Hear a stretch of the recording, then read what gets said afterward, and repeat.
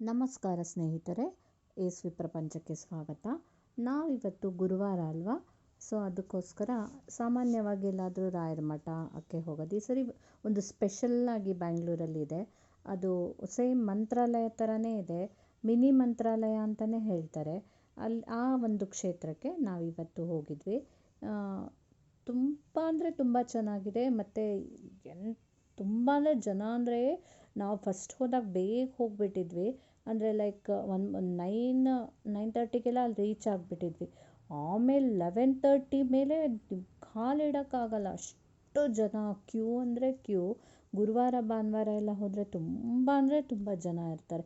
ಬೇರೆ ದಿನ ಸ್ವಲ್ಪ ಮ್ಯಾನೇಜಬಲ್ ಅಂತೆ, ಬಟ್ ಗುರುವಾರ ಭಾನುವಾರ ಅಂದರೆ ಹಾಗೆ ಅಷ್ಟು. ಯಾಕಂದರೆ ಅಷ್ಟು ಜನಕ್ಕೆ ನಂಬಿಕೆ, ಏನು ಹೇಳ್ಕೊಂಡ್ರೂ ಇಲ್ಲ ಆಗುತ್ತೆ ಅಂತ ಹೇಳ್ತಾರೆ. ಅಷ್ಟೊಂದು ಪವಾಡ ನಡೆಯುವಂಥ ಕ್ಷೇತ್ರ ಅಂತ ಇದು.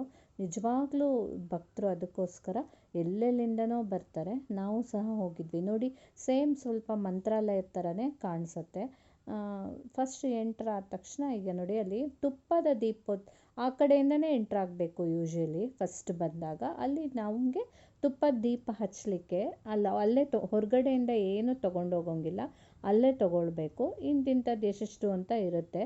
5 ಬತ್ತಿ, 15 ಬತ್ತಿ, 21 ಆ ಥರ ಎಲ್ಲ ಇರುತ್ತೆ. ಸೊ ಆ ಬತ್ತಿನ ತೊಗೊಂಡ್ಬಿಟ್ಟು ಆ ಕಡೆ ಹೋಗಿಬಿಟ್ಟು ಹಚ್ಚಬೇಕು. ಇಲ್ಲಿ 2 ಬೃಂದಾವನ ಇದೆ. ಒಂದು ಪುಸ್ತಕ ಬೃಂದಾವನ ಅಂತ, ಇನ್ನೊಂದು ಸಾಲಿಗ್ರಾಮ ಬೃಂದಾವನ ಅಂತ ಹೇಳಿಬಿಟ್ಟು 2 ಬೃಂದಾವನಗಳು ಇದೆ. ಸೊ ಏನು ಮಾಡಬೇಕು, ನಾವು ಬತ್ತಿನ ತೊಗೊಂಡ್ಬಿಟ್ಟು ಹೋಗಿಬಿಟ್ಟು ಫಸ್ಟು ಅಲ್ಲಿ ಹಚ್ಚಬೇಕು. ಪುಸ್ತಕ ಬೃಂದಾವನದ ಹತ್ರ ಬತ್ತಿ ಹಚ್ಚಬೇಕು. ಹಚ್ಚಿಬಿಟ್ಟು ನಾವು ಏನು ಕೇಳ್ಕೊಂಡ್ರೂ ಆಗುತ್ತೆ. ಅದಕ್ಕೆ ಯಾಕೆ ಪುಸ್ತಕ ಬೃಂದಾವನ ಅಂತ ಹೇಳ್ತಾರೆ ಅಂದರೆ, 108 ಕೋಟಿ ಭಕ್ತರು ಶ್ರೀ ರಾಘವೇಂದ್ರಾಯ ನಮಃ ಅಂತ ಬರೆದಿರೋ ಪುಸ್ತಕ ಇಲ್ಲೇ ಕೊಡ್ತಾರೆ. 30 ರೂಪಾಯಿ ಕೊಟ್ಟರೆ ಒಂದು ಬುಕ್ ಕೊಡ್ತಾರೆ.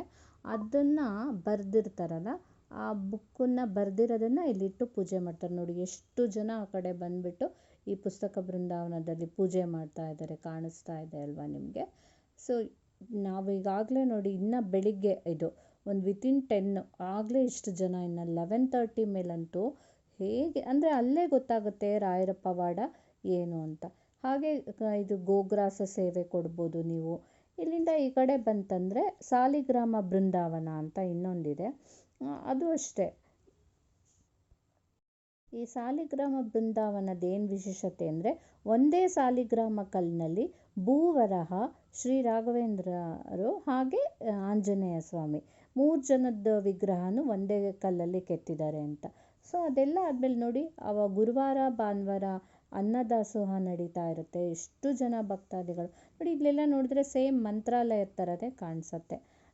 ಅನ್ನದಾನ ನಡೀತಾ ಇರುತ್ತೆ. ಅಲ್ಲಿ ಭಕ್ತರೆಲ್ಲ ಮತ್ತು ಸುತ್ತಲೂ ಒಳ್ಳೆ ಪರಿಸರ, ತುಂಬ ಚೆನ್ನಾಗಿದೆ. ಇಂಥ ಪರಿಸರದ ಮಧ್ಯೆ ಈ ನಮ್ಮ ಮಿನಿ ಮಂತ್ರಾಲಯ ಇದೆ.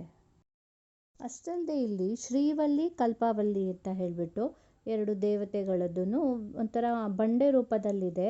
ಅದಕ್ಕೂ ದಿನ ಪೂಜೆ ಮಾಡಿದ ಮೇಲೆ ರಾಘವೇಂದ್ರ ಸ್ವಾಮಿಗಳಿಗೆ ಪೂಜೆ ಮಾಡ್ತಾರಂತೆ. ಅದು ರಾಯರ ಆದೇಶ ಅಂತೆ. ಅವರೇ ಅಲ್ಲಿ ಅದನ್ನು ಹೇಳಿ ಮಾಡಿಸ್ತಾ ಇದ್ದಾರೆ ಅಂತ ಹೇಳಿಬಿಟ್ಟು ಹೇಳ್ತಾರೆ. ಸೊ ಇಷ್ಟೆಲ್ಲ ಇದೆ. ಕಲ್ಪವಲ್ಲಿ ಪುಸ್ತಕ ಬೃಂದಾವನಕ್ಕೆ ಫಸ್ಟ್ ದರ್ಶನ ತೊಗೊಂಡ್ಬಿಟ್ಟು ಆಮೇಲೆ ಬಂದುಬಿಟ್ಟು ಸಾಲಿಗ್ರಾಮ ಬೃಂದಾವನಕ್ಕೆ ಬಂದು ಅಲ್ಲಿ 3 ಜನ ಹೇಳಿದ್ನಲ್ಲ ಒಂದೇ ಕಲ್ಲಲ್ಲಿ ಕೆತ್ತಿರೋದು, ಅದನ್ನೆಲ್ಲ ನೋಡಿಕೊಂಡು ತುಂಬಾ ನಾವು ಖುಷಿ ಪಡ್ಬೋದು. So ಇದಿರೋದು Magadi main road, Vaddarahalli ಹತ್ತಿರ, ಅಲ್ಲಿ ಕಂಸಂದ್ರ ಹತ್ತಿರ ಬರುತ್ತೆ.